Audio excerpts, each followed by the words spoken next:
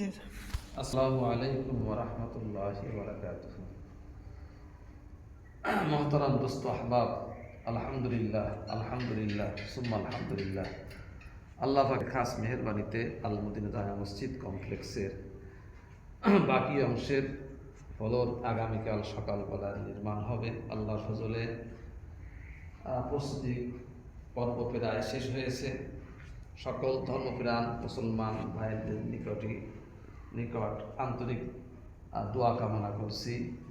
সাথে সাথেই আল্লাহ পাক যাদের সহযোগিতায়, যাদের পরামর্শে, যাদের অর্থায়নে, যাদের জমি দেওয়ার কারণে এই মসজিদ কমপ্লেক্সের কার্যক্রম ধারাবাহিক এগিয়ে চলছে, আল্লাহ পাক তাদের দুনিয়া ও আখিরাতে সম্মানী করুন এবং আল্লাহ পাক সকলকে হায়াতের তৈয়বা দান করুন।